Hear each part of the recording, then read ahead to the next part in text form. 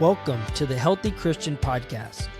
This podcast is dedicated to empowering Christians to live a fulfilled life by integrating biblical principles with practical steps. Whether you're seeking to deepen your faith, enhance your physical health, or improve your overall well-being, you're in the right place. Let's get started. Hey everyone, welcome to the Healthy Christian Podcast, Season 3, Episode 8, and we've been talking about this season how to be healthy mentally. Today, we're going to be talking about what does it mean to be just. This word just or justice can kind of be thrown around a lot and can really affect our mental health and the way we think and view not only situations but people. So let's begin to shift this word justice into a healthy way, because I believe when you shift your thinking, you can shift your life.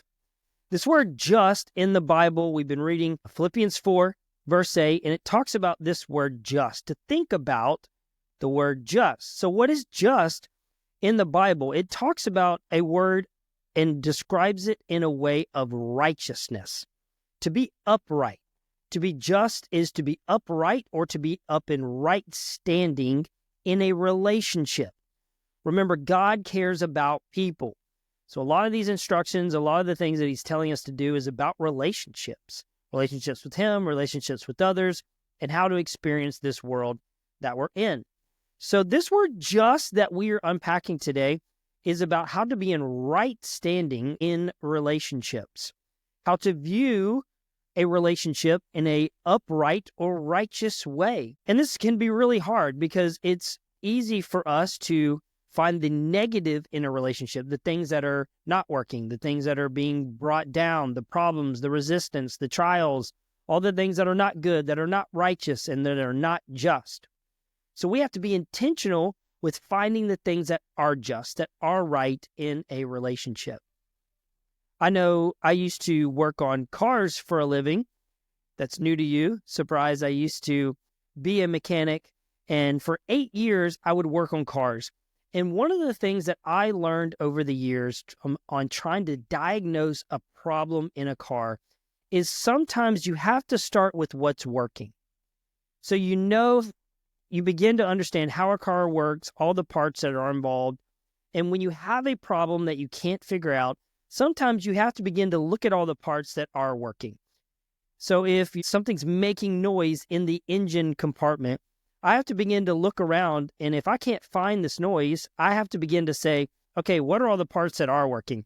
How can I begin to take this entire engine compartment and begin to isolate this noise to a certain area or a certain part of it to begin to figure out how I can fix the problem? And you really begin to see all the things that are working right in the situation. People would ask me all the time, hey, is this car good? Is this brand good? And I would tell them, to be honest with you, I spent my entire career fixing problems.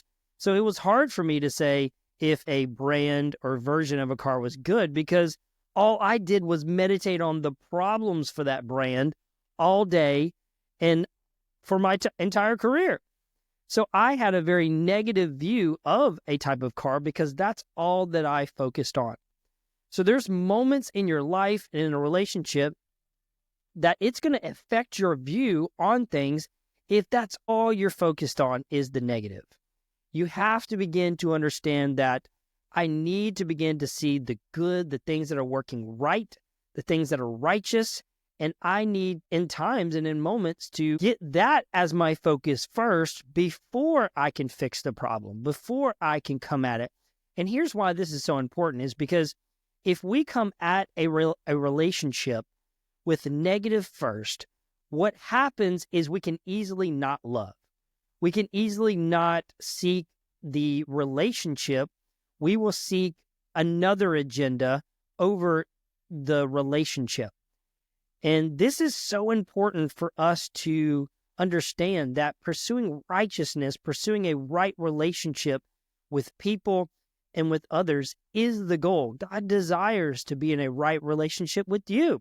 He desires to draw you close, not push you away. And if we only focus on the negative and the problem, it will so easily push people away. So what are the things that are working? What are the things that are good? What are the things that are righteous and just in a relationship? Sometimes we have to start there. We have to get our view focused right first before we can begin to problem solve and dive into other areas. And this passage in Philippians 4 is so challenging because it really does begin to shift our mind to a healthier view. We've been talking about, it says whatever is true, whatever is honorable, and now we're talking about whatever is just. Focusing on the things that are right and righteous, and how can I bring it back into right standing? So when I used to fix cars for a living, the key thing is I was trying to bring a car back into being right, being functioning, being working again. So even though I was trying to identify a problem, I'm not trying to identify that problem and just let the car have that problem forever. No, I want that problem or that broken part to be right again, to be in right relationship with its owner and operating in the way that it should be. This is the same thing for our relationships and our life, is when we see problems, the goal is to make them right, to go back into right standing and right relationship. And we can't control other people. We can't control the way they receive things and how they view it. We can only control the way we see it and how we approach a situation. So here's what I want you to do. Some key points for today, and then we're going to talk about some next steps. But key points is, instead of justifying your actions and defending your choices, turn into a detective. When I was working on cars, it would be a massive mistake if, as soon as I pulled a car in and heard a noise, I just instantly diagnosed it. Oh, I know what that is. And I just threw a part at a car and without really spending some time with it. The same can be true about relationships. If there's a problem and resistance, if you just say, yeah, I know what's going on, I easily identify this, I'm going to quickly judge that situation, then it's not really going to lead to a righteous and right-standing relationship, because we quickly judge. And usually when we quickly judge, if we're honest with each other, we're usually wrong, or at least we don't have the whole story. So my point is, be a detective. Diagnose it. Dive into the problem. Begin to understand more of why things are happening this way. For you parents out there, this is key for our kids, is we have to be a detective and understand, well, why did they do this? If they broke a rule, if they did something uncharacteristic that doesn't align with your vision and values, well, why? Why did they do that? Begin to be a detective. Try to pull some things out of them and see what's going on in their life, why they responded a certain way. Yes, there may be things that you've got to fix and discipline to put into place so that doesn't happen again, but be a detective and begin to find out what's going on. What's the true problem, instead of quickly diagnosing and giving a solution.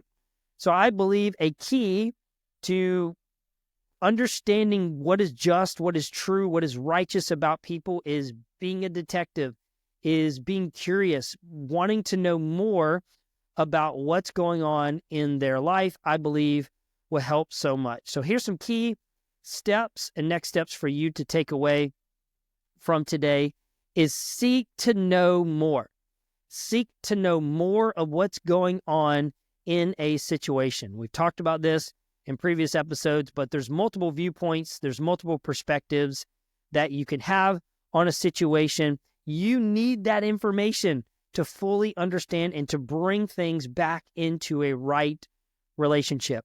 If all the data you have is the way you view it, then you've got limited information, and a lot of times that's not going to lead into a right standing and justified relationship in other people's life. Point number 2, or next step number 2 that I want you to take away from today is seek to make relationships right, not make your opinion right. A lot of times we want to have a conversation so we can help the other person see how we are right. That's not the point. The point is to bring a righteous relationship into or back into existence, not be right. And this is super hard for us. This takes humility. This takes allowing God to speak into our life, to mature us and develop us to get to this point. But the goal is to shift our mind from being right to bringing a right relationship back into play. So it's not about making my opinion right. It's about having the best relationship that is involved. And sometimes that means that I don't share my opinion. Sometimes that means that I'm not going to get to say what I want to say and share my thoughts and how I feel about a situation. Sometimes to be in right relationship, it means I'm going to have to be quiet. I'm just going to be able to ask questions and not be able to share my viewpoint or what I think is right about the situation. This takes discernment. This takes practice. This takes development. But when you are a detective, when you're curious, when you seek to justify and make right relationships, it's going to make you healthier mentally. It's going to relieve burdens and stress from dwelling on things all day, from things bothering you and not able to let them go. This is going to help you so much. A really good resource for this on relationships is a book by John Gordon called Relationship Grit. Relationship grit, and the word grit is just all about endurance, okay? Just how can I continue to work hard for relationships, to endure, to have the right practices and habits into place to help me have healthy relationships in my life. And continue to meditate on this scripture, Philippians 4. Read it over and over every day. Allow it to challenge your thinking. Allow it to challenge your viewpoint. Because when we allow God into our heart and our mind, He will make us more like Jesus. He will develop us, and we will have healthier, just relationships in our life. Hope you find this encouraging. Have a great day, and I look forward to hearing great testimonies from you in the future. Thank you for tuning in to the Healthy Christian Podcast. Now it's your turn to put these principles we've discussed into action. We'd love to hear how they've impacted you. Please rate, review, and share the podcast with others. Join us on social media to continue the conversation and share your insights. Until next time, stay healthy.